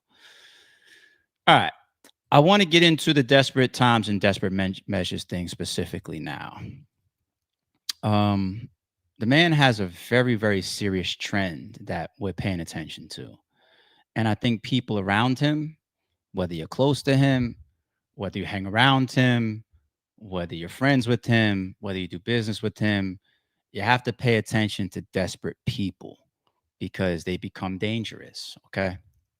So I'm going to start out with a little bit of history of, and this is recent history, of the position that Aye Verb took before he got into it with Chilla Jones, right? See this caption here, at It's ARP. I don't know, Verb acted shocked after the Chills interview when he said he had Hitman Holla at the event to do his promo versus Mook. He even said it in his first round. Let's check it out. Oh, you mad, Verb? Because all your enemies here? Now, would you look at this? Even having Swamp in the building, you seem shook a bit. Hitman popped up, told me to let a bullet rip, but I just couldn't bring myself to do it. So I took a lift. Woo! So you heard about that, huh, Verb, in the middle of the battle, or you were aware of this, and you even gestured to the crowd like, I ain't worried, right? Let's compound that a little bit. This is all before you targeted Chilla for a specific reason. I saw everybody today. Right. I saw like Chilla said, all your enemies here, I saw everybody today. Facts. Yeah, I'm pretty cool, right? Yeah, 100%. All right, there we go. Listen, man, it's always a beautiful thing to see. You and King Bow, man. Yeah, we're gonna get that fight going. When's that happening? After I get done with JC and shit, I gotta clear my head and get back I to you. gotta interrupt that. Yes, sir. Y'all see Verb about her now. They kill that narrative. Ain't no St. Louis nigga scared of no nigga. We ain't scared of nobody. Listen, I don't know. They always say that. Where they mind goes. Yeah, that's crazy. Boy, we can't be scared of nothing. Right. Fuck is y'all talk, man. Right. Every enemy I had or somebody that don't like me is in that bill. Every single one. Every person that I troll or we exchange words is here today. Yeah. You see any kind of aggressive behavior? No, we cool. Is it that deep though? Like, you know what I'm saying? You've been knowing most of these guys for a long time. Sometimes I think it's deeper than what it is. Okay. Because we just panic like that. But no, it don't be. No. Yeah, because y'all be squashing it. Yeah, I mean, but I saw everybody. I ain't really a nigga that squash it though. You know, you don't really see me be doing that shit like that. But I was here with everybody today, so. Oh. His words, I was here with everybody today. So he's talking about people like Swamp, Av, Hitman. It was later revealed that you never saw Holla, but you know, he was on his cool, semi-passive aggressive, tough stuff or whatever, acknowledging being around all these people at the TBL Chilla Jones event, right? Now, when we talk about somebody's tendencies when they're desperate, right? And how many times we watch Aye Verb turn everything back to $1. I have different examples of that coming in a different day. Today, I only want to focus on suing. That's it. Now, chat, before I get started on my focus on suing, I want you guys to give me a guess of how many people Aye Verb is going to sue in this live. Put a 1, a 2, a 3, a 4, or 5. Put 1 through 5. How many people do you think Aye Verb is going to sue in this video that we're about to do? All right. Especially when we are watching a man upon desperate times exhibiting desperate measures. Okay. Big Yella has him suing 0 times. No, I mean, how many times I should clarify. How many times do you think he's going to threaten to sue? Okay. So my bad, Yella. Kip is going 5 out of 5. I see a 5 out of 5 chat here, right? I see Tay says everybody. I got a 3 here. Okay, I got a 5. I got a 3. I got a 4. I got a 4. I got a 5. I got a 5. All of them. I got a 5. I got a 5. All right. So a lot of people feel like he's going to sue at least 5 times in this video. Kelson put 1, 2, 3, 4, 5 plus 5. Verb is shooting for the stars. A lot of people get it, Verb. A lot of people get it. They get it. But I'll still continue to put the puzzles together for those that don't. This video that I brought up here, actually not even a video. This is just his YouTube page, right? Humans lie, numbers can't, God is real, and Aye Verb just got a bag off of Hitman Holla. That's the last video that was posted to his YouTube channel 6 days ago. The thumbnail is a man raining down money and happy. Happy because the title says human lies, numbers can't, God is real, and Verb just got a bag off of Hitman Holla. This guy really isn't into generating bags off of, or big bags off of himself these days, it seems. All right, let's continue. Let's start to see some of these Aye Verb is suing examples and keep track with me. Okay, people, keep track. Targeted another man like that. And he never told y'all one thing I did to him. He just don't like me. He's done, man. So all y'all that was kissing his ass and shit like that, that power is gone, bro. Power's over with. That's over with. It's done. Anybody who's into law, anybody who's justice, I didn't even need a lawyer to do this. I could have did this myself. That's one. That's how I could have did this one myself because it don't require nothing. He's a lunatic. He's all over the net jumping and acting crazy. What do you mean? I got no violent threats to him. My first interaction to him, what I say? Okay, do you want to put on gloves? I know what I'm doing because I'm from the hood for real. Hey, do you want to put on gloves or something? I look like I'm weak to y'all to score. Let him keep barking. This is an ego-driven nigga. He can't handle things. Ego. Strike his ego some more. That's one. That's one lawsuit, okay? Let's go to our next exhibit.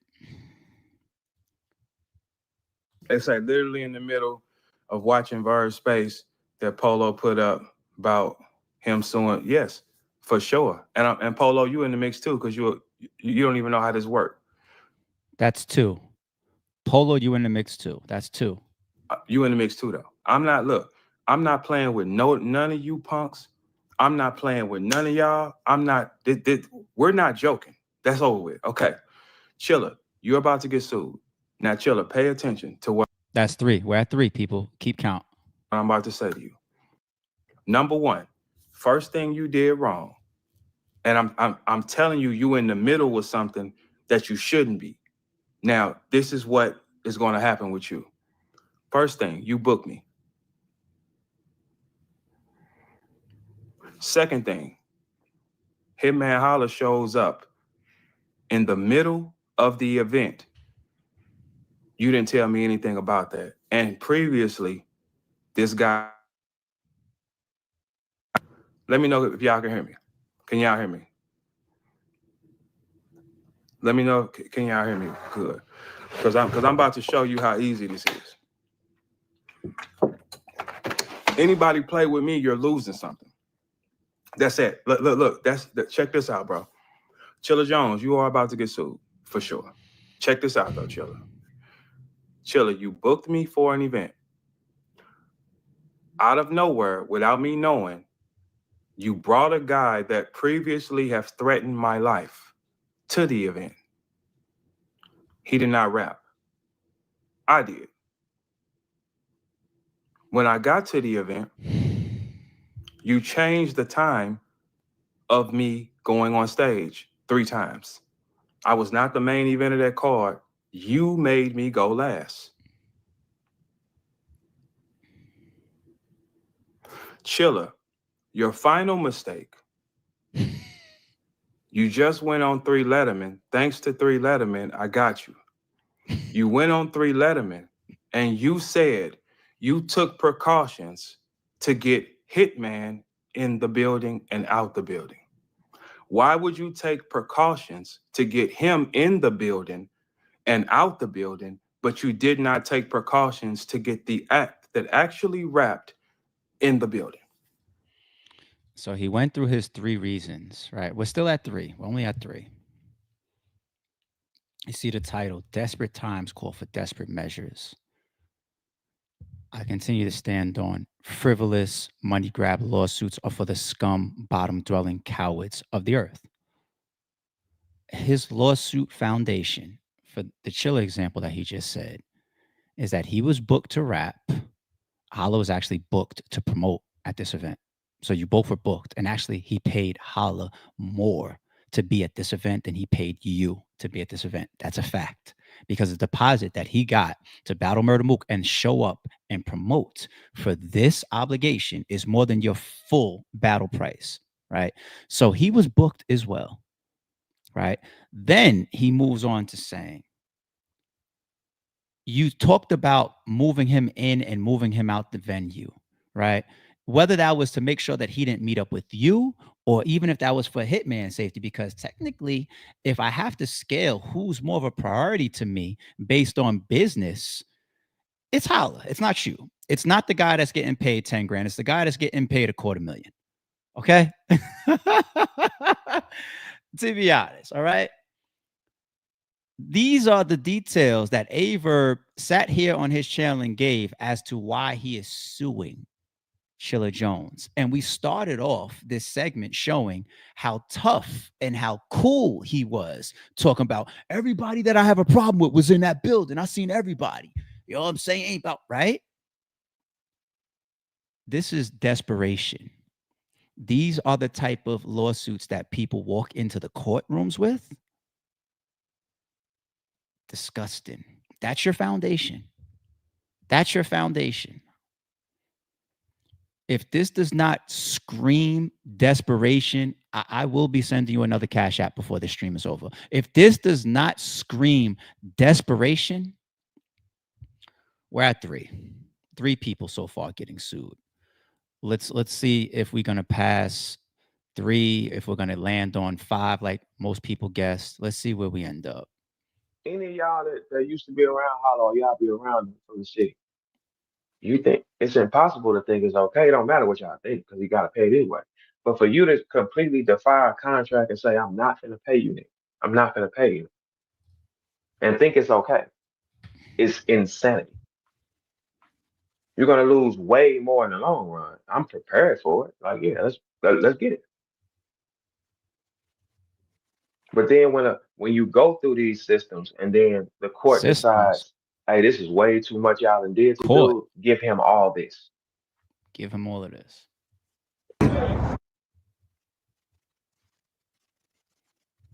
The court will catch you. Look, this is what it's showing y'all too, right? Y'all too. No matter all the things y'all think. The court will catch you. This is what you're going to catch them too. This is now the inclusion of me. We are now at 4. 4 people Aye Verb is suing within like the last, I don't know, 12 months, right? 4 people. Okay, let's continue. Let's see if we can get to what most people guessed in the chat. Let's see if we can get to 5. We're now at 4. Mr. Nick Cannon, I reached out to you. I asked you, make him stop, Nick. I asked, Nick, you leave me no choice but to go to the authorities, Nick. How can you be a black man and employ a gang member? On a child-friendly show, Nick, he has assaults on him, Nick. He's done things to people, Nick, and you keep on putting them on your stage. I don't think that's good for your brand. I can't walk around like this. DNA 2. God damn it, Nick. Nick, that mother, he's done so much evil to me, Nick. I thought he had turned over a new leaf. But that demon's still in him, ain't it, Nick? Y'all better figure out what to do with it. You might want to, somebody or something needs to suck the demon out that shell, because I don't know what, Nick, you're on a child-friendly show, Nick. You have a gangbanger that is threatening me and harassing me and spitting on my name, man. A gangbanger for the last 2 years, Wild and Out star. Y'all didn't lose y'all parlay. Nick Cannon is 5. Nick Cannon is 5.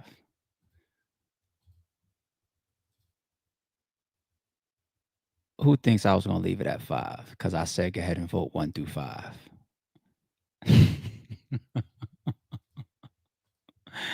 Y'all know me better than that. You should at this point. Beasley, I need you to contract herpes in the next 4 to 6 days. I'll be patient. I'll give it a week if I got to, God. But he needs herpes because everything I asked for has been happening to me. God, Beasley needs herpes. Severe case. I need him with jingle bells hanging off his nuts, nigga. Hey, Beasley, I want you to have herpes so bad that it hurts when you cough, nigga. Please. And what do I got to do to get it? What do I have to do? Hey, look, some people not supposed to get too rich, like 50 Cent and me, right? But it's too late. Too many people synced me in the last week. I did 10 million. I went viral on a clip talking on Math Show last week. Them white folks said, you shitting me? And he can do what? Get this motherfucker here. Y'all done? Beasley, I really want that for you, bro. I do.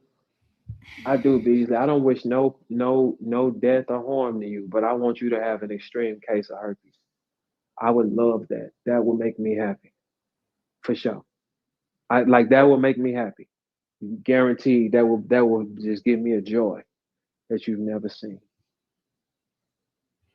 People like this, the devil makes these people grow further. Right? Hey, listen, for all you URL dick blowers, none of y'all are worth more than me. Okay? I ain't called off. I'm always on time. 3 rounds showed up. I don't make mistakes. I take any fight anywhere you say. The entire time. They never had to look for me or say I was late to an event. And these niggas, soon as they couldn't use me, they showed their color. But I am suing y'all though. So let's get that clear. I am suing the fuck out of y'all. 6. So prepare yourself, nigga. Now, think it's a game. I'm suing y'all. I don't got time for this bitch ass shit, man. This is a bitch ass thing that y'all have done, man. This is a bitch ass. This is not even a real man's crime, bro. This is manipulation, lying, deception. These are whole problems, man. I sue these niggas, man. I ain't finna even argue with y'all, man. Like, this is ridiculous, bro. It's beyond ridiculous, bro. You just cashed out on Noah's multi-million dollars and he ain't rapped once. And you think that, nigga, I'm finna clean you niggas. You got me fucked up. You see it's stuff like that, man, that bleeds into a person's character when he mentioned the Norbs thing. Hold on one second. Let me just do one more. I posted it on my Twitter. I posted it this morning before the live went up. What is this one? Aye Verb post. A. Beasley, I'm suing you for defamation of character. That was tasteless displayed behavior from league owner on former employee. You about to get an email. This was July 2024. So within the last 12 months, he's suing 6 different people. And keep in mind, people, the same things that he was saying to Beasley this year, he probably will turn around and say to me. No league owner would ever, what type of league owner would do this? You did this or whatever. Every Chiller, Hitman as a league owner, ARP as a league owner, Beasley as a league owner, depending on who his pick of the month is, he's going to have similar accusations, similar actions, similar bars. He really repeats himself. That's why all his spaces sound like a fucking rinse, dry, repeat. Okay? But suing 6 people, 6 different people, allegedly, over the last 12 months, right? Before I get into my desperation topic, you see that piece in the last video where he said, oh, Norb's got all that and he don't rap? Oh, no, I'm finna take everything from you. You got to pay attention to somebody's words, right? When Hitman tells you how jealous of a person he is, he counts people's pockets, right? What the fuck does Norbs having to allegedly get money and not having to rap for it have to do with you being motivated to sue over defamation? It has nothing to do with it. But that inspired him because he saw somebody out there allegedly get a check and he got inspired by it. No different than Hitman Holla posting that 456. It triggered him.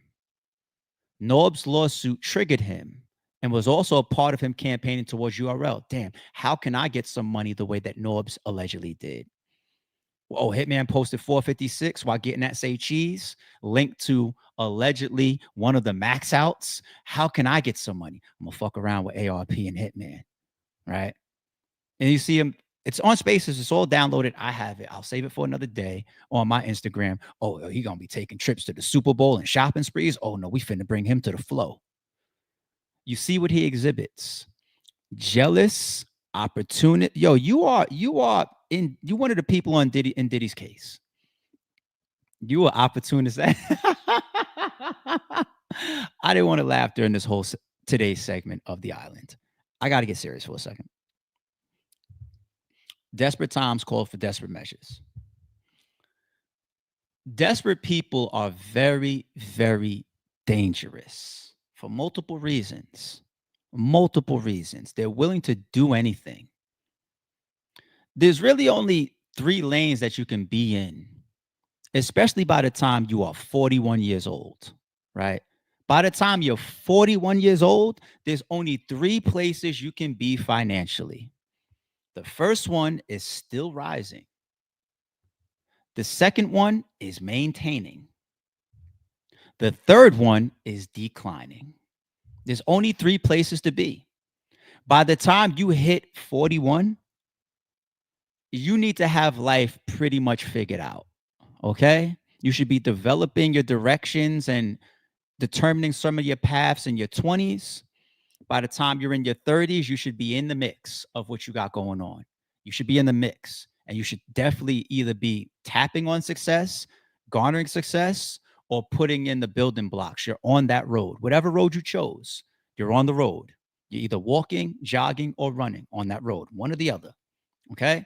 By the time you're in your 40s, it's very, very rare for people to finally find their first way, all right? When you gig or when you hustle and that's your main thing, your biggest lifelines, like factually, over a majority of your adult life at this point, if you had to pick out 3 people that have spent the most money in his direction, like most of us right now on our way to work, right? So whatever company you work for, whatever your employer's name is, he's indirectly responsible for a majority of the money that you've possibly made during your adult life. The 3 top people that have put the most money pooled together into his adult life, I believe, is ARP, Gerald McCoy, and you pick the name from URL, Smack, Chico, or Beasley, okay? He's found a way to step on all 3. He stepped on all 3. He pretty much subbed Gerald 2 weeks ago, right? You ever hear all these spaces that he does? He used to be on Gerald's dick. I haven't heard him say Gerald's name other than negatively since Gerald left. That was his friend, I thought, though. I haven't heard him say Gerald's name in forever. You know what I'm saying? Beasley and URL, he attacked them for over a year, trying to get some money out of them. ARP is now his target, along with Hitman. These are all entities or very successful people. They have something in common, right? All the other times he's been trolled or into it with people, you ever see him threaten that he's going to sue them? No, I'm going to sue Chilla because I see money in TBL. I'm going to sue ARP and Hitman because I see money in RBE and Bags and Bodies. I'm going to sue Nick Cannon because he's a whole mogul out here, right? It's never all the other stuff that he gets into it with people about, okay? So when you take those 3 people off the table and you burn those bridges and you are now 41 years old, you put yourself in a position to be amongst desperate times. Desperate times. Unfortunately, I tweeted yesterday and I was dead serious. I'll say it again here live. I don't want to see the man not earn a living. I just don't want to see him do it at my expense. That's the difference. That's the difference. But you found a way to alienate yourself away from the 3 biggest financial supports that you've had over the course of your adult life. And then you end up having to live off of somebody. Later.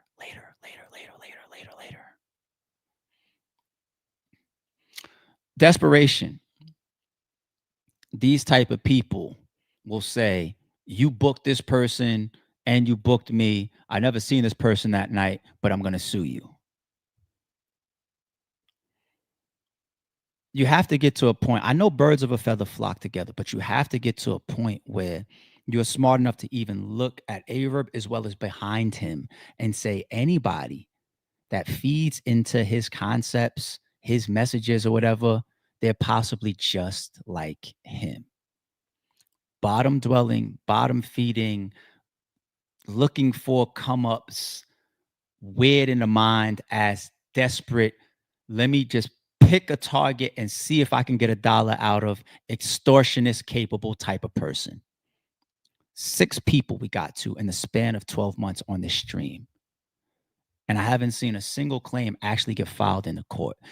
That makes it, to me, extortion. If you had a legitimate problem with Max Out 3, he said the other day he got his hands on the numbers again. I don't know who he spoke to. It's a lie, right? I spoke to Rap Grid yesterday, just in regular conversation. Like, you see this clown out here, right? Shout out to my nigga Gray. But look at the behavior. Look at the behavior of this guy. Of those 6 people that we went over, I didn't see a single claim go in. And I'm the one of all 6 people saying, I'll make it easy. We could exchange lawyers right now, right? You could go after the 2 partners that you're so hung up on right now. I'm the one that's going to, Nick, ignore you. URL, Beasley did an interview or 2. He answered you on Hip Hop is Real. You know, he did the politically correct. Would you ever book him again? He was politically correct as shit. You know, that camera cut off. He like, fuck Verb. All of them is like, fuck Verb. You know what I'm saying? MTV don't care about you. You know how Hitman feel about you. You know how Chillin' TBL feels about you at this point. You know what I'm saying? I'm the one that's willing to make it easy.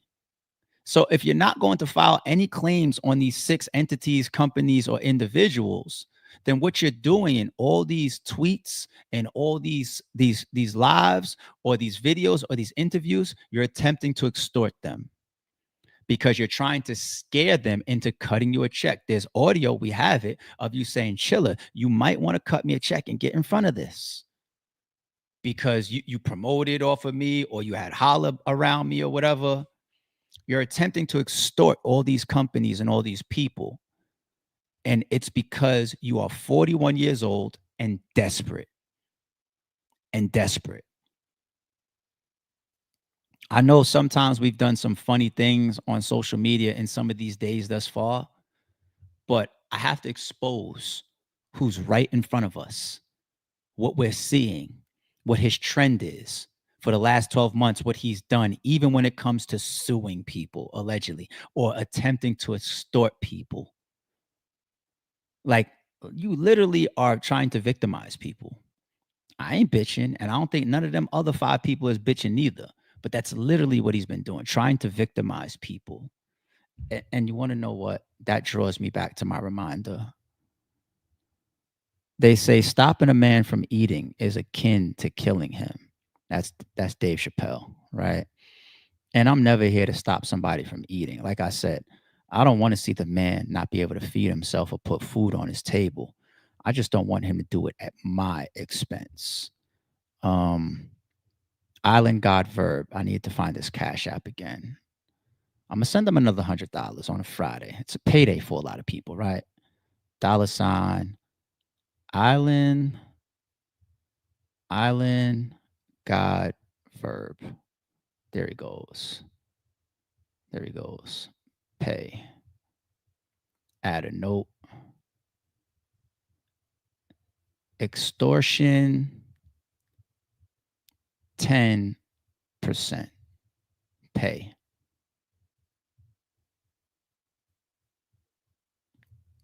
Damn, what happened? What the fuck? This is all live, people. It says the person can't send and receive money right now due to settings on their account. Did you close your account? Do you still have your account? What happened to your account? I told y'all the other day, I used to pay them in PayPal to different people. Hold on. Let me go. Let me talk to this person. Go find a PayPal. Hold on. Let me figure out a Cash App to get you. Hold on. Give me a second. The fuck? I literally just tried to send a guy another $100 on a Friday because I know it's payday for a lot of people. I'm no bullshit. You see me send him $100 the other day? I tried to just send him another one. You see this one that I sent him? Right? $100. That was Monday. The man never hit me back. He never sent me back a like, a 100 emoji, nothing. I would expect that even his petty levels would do that. I literally just shot Verb, fix your account. I want to send you a quick $100. Dead serious. I'm sending you money again. I might send you money weekly. Just to prove that I understand. Just to prove. Some people's going to say that's petty as shit if ARP puts him on $100 a week payroll. They're going to say that's petty. I'm going to say, I understand. I see it. I read it. I interpret it. I download it. I hear it.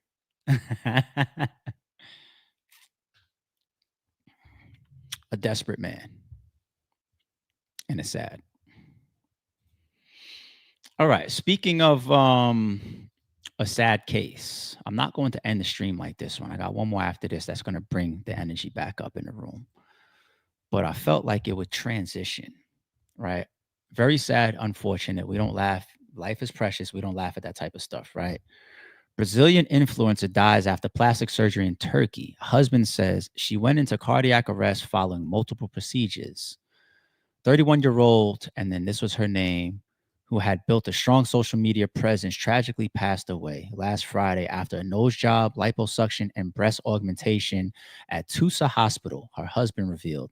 The 28-year-old reportedly underwent the surgeries in exchange for social media promotion. According to the Elgar Miles, Berdini's husband, the influencer had agreed to post about the procedures on Instagram in exchange for the surgeries. He told G1 News that she and the doctor had even partied together before the surgeries and discussed possibly changing the surgery date. Despite that, the clinic moved forward with the original date. The relevance here in my transition, people, is I'm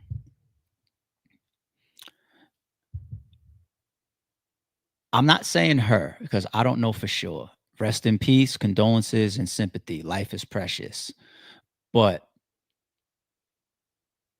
people go to very strong depths for success or for money. We know that, right? There's a lot of women out here. They're doing things and they're undergoing surgeries, not because they feel like, I want to correct this part for me. I don't take no issue with that, man. I don't want to come down, men or women. You know what I'm saying? If you're walking around in life and something to make you feel better about yourself and you feel like you can correct it, who am I to judge? You know what I'm saying? Like, my body is full of ink and whatnot. Like, some people would say that's blasphemy, depending on your religion. You know what I'm saying? I'm not going at that. But if your motivations for taking or risking your health or risking your life is about making money because you are a influencer, you have to second guess it. I did that head ink stream the other day, and I broke down the whole story of the numbing cream, right?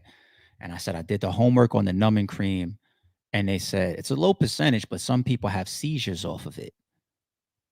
There's ingredients in numbing cream that make some people seize the fuck up.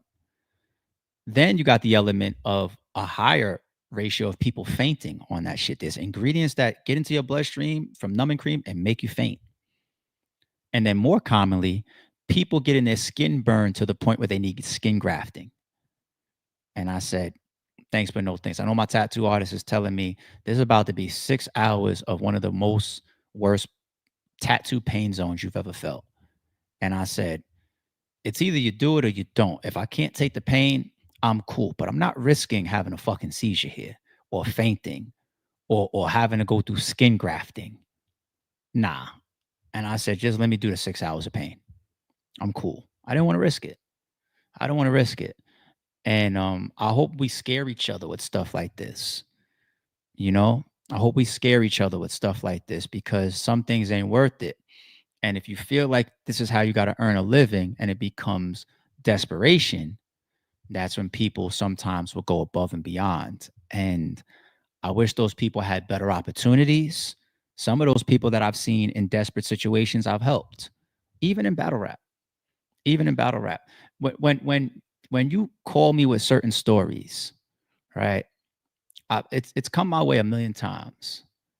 And a lot of battle rappers know how kind-hearted I can be, because I've gotten those calls so many times that were personal, that had nothing to do with business, right?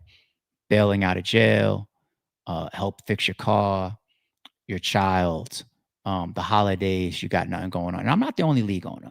I'm pretty sure this happened a million times in King of the Dot and a million times in URL. John was right there next to Bad News, going in and out, and Clone going in and out of court. Same way I was for Show Off. And same way I was at that prison on Christmas Eve with Adi Boom. You know, we all try to be kind-hearted people. We try to help out where we can, especially when we develop these associations and friendships. And I could tell sometimes, like, this particular person in this particular call is a desperate measure. Like, for example, like, let's say you're in jail and you need bail. That's a desperate measure. That's a desperate time, right? That's why it's fucked up to leave somebody there, because they might have access to nothing. They just got locked up, and you turn your back. It's desperate times. And when people have desperate times, I like to be a guy that can help. That's why the Cash App thing is trolling, I admit. But part of me is just like, you really do need help. I get it, you know? And we got to be real, real careful around people that exude their desperation in damaging ways or in negative ways. If you're in desperate times, it's much better to just not burn your bridges, not kill your network. Stay close to the Geralds of the world. Don't find a way to run Gerald out of the culture. Aye Verb was in Spaces the other day with Big T and Briz Rothstein. And he just freestyles bullshit. And he switches his point based on how he thinks the idiots that listen to him, it'll work. And he was like, Smack and Beasley and them, they hustlers. You know what I'm saying? Like, ARP, he's a fan. That's why he acts like that. Well, how about this? Let's say hypothetically Beasley and Smack and Chico, let's say they're hustlers and they're just pure business or whatever, which makes them right now, for the moment, better to you than me. So right now, you'll suck them off and you'll diss me. Last year, it was reverse, right? Then let's say underneath that, you got me. I'm the bad guy because I didn't need a dime from battle rap, and I was more of a fan. I put my fan shit first to say, I want to do a good job. Well, what do you think is under that? At least for me, the fan, right? At least I had business involved where I actually wanted to see a return on my dollar. What the fuck do you call somebody like Gerald that didn't want a dime back every time he gave you thousands of dollars? If I'm a fan, he's a super fan. And you diss us. Or you find ways to step on them or burn those bridges. You burn your Beasleys or your ARPs or your Gerald Bridges. These are people that are helping you with your lifelines at times when you're desperate, right? It's better to just understand where you're at in life. And even if you got to be manipulative, maintain those relationships so that all the text messages that I got on my drive, hey, fool, why don't you book me a Holla for a 2-on-2? Or, hey, fool, why don't you book me and Mr. Mills? Or, hey, fool, listen, I got them all the times where you solicited yourself to me. I got them all, right? I read some of them to Holla on the phone the other day, like, yo, I forgot this. The people and the prices that used to randomly shoot me, but it's cool. Leave yourself in a position where you can do that, where you can hit this guy. I might be among the top 3 people that has access to the most opportunity for you in your phone that you have the phone number for, right? Because when I get those calls, that means that you're not able to go to your brother, your sister, your father, your mother, your aunt, your wife, or your husband if you're a female, right? You're not able to go to them. You have to go to a league owner for help, for a favor. I'm not even talking about when we're in business, right? I might be one of the most opportunity granting people in your phone. I might be top 1. I might be top 2. I know for a fact I'm at least top 3. And you find a way to alienate these people. These are life lessons I'm giving today. I'm sunning him while teaching him in today's day 9. This is super teachable for people. Even if it's just business, if you are not in a position to just flip a switch and go generate for yourself, don't step on the top 3 people in your phone, stupid. But his ego makes him do that. And that's what then makes him even more desperate, because I have to step on my biggest opportunities for the online spaces set, the people that won't be there for you during your fall. Nobody in the set, watch this. Who in the set sent you $100 last week? Your enemy sent you $100 last week. I tried to send you one just now. You might want to fix that. Who else in the set sent you $100 last week? How many people?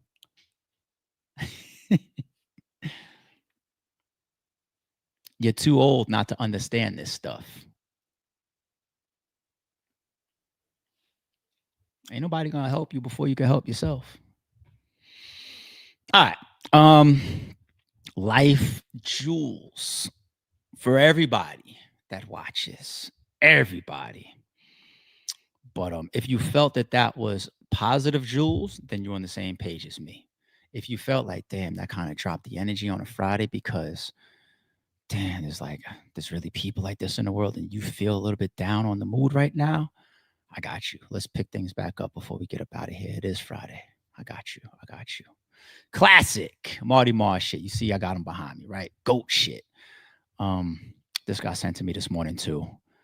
Martin Top crash outs. Anybody want to tell me who? Come on now. Don't you all speak at once. Nigga.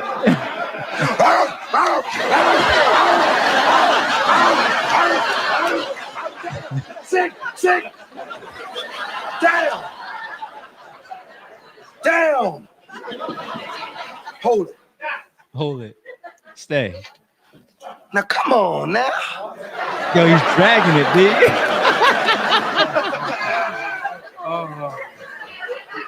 Huh? Look at Verb right Don't there. In there in the leather jacket. Know. Ain't got no job. Huh?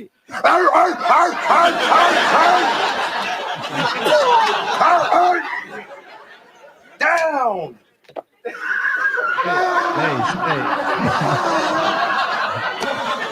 He about to laugh.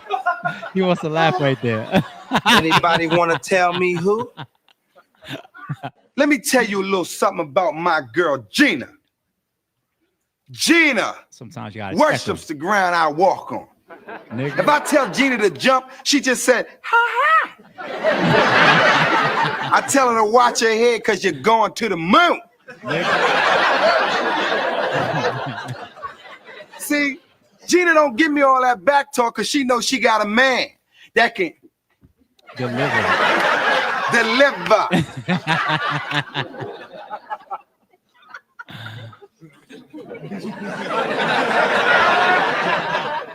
Lord, would you be so kind and send me a man as sweet and sensitive and respectful as Martin?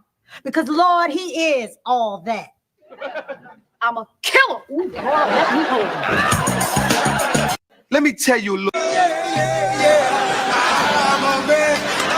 Back and forth is classic.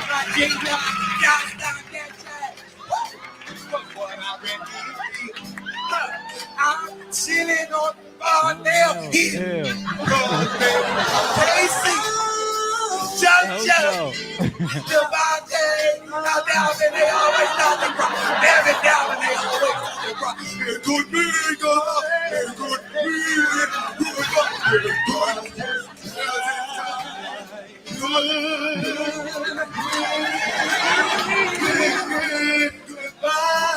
They go to battle. Yes, we will. Nigga. Ooh, yeah. The battle.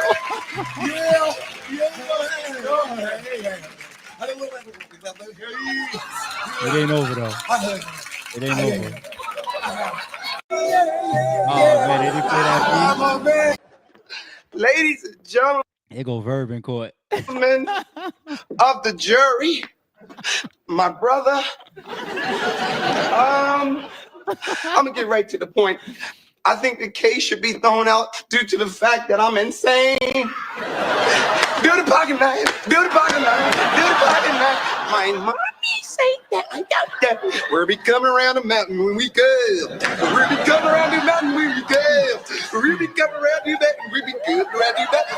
We'll be good around the mountain. Somebody get Verb, B. Somebody get Verb. He's losing his mind. Somebody get Verb. Mr. Payne, take a seat. Behind the table, Mr. Payne. Somebody get your man Verb, B. If y'all remember, all this was over was like a speeding or a parking ticket for like $100 or something like that, right? The type of like all that. But what he had to go through for gyms, $1,000 type shit, right? Some people, they lose it over what you think is like, damn, all over that. Hey. Ladies and gentlemen. All right. Oh, shit.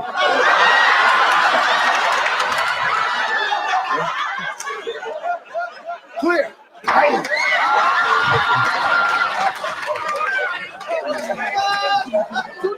Do it again, man.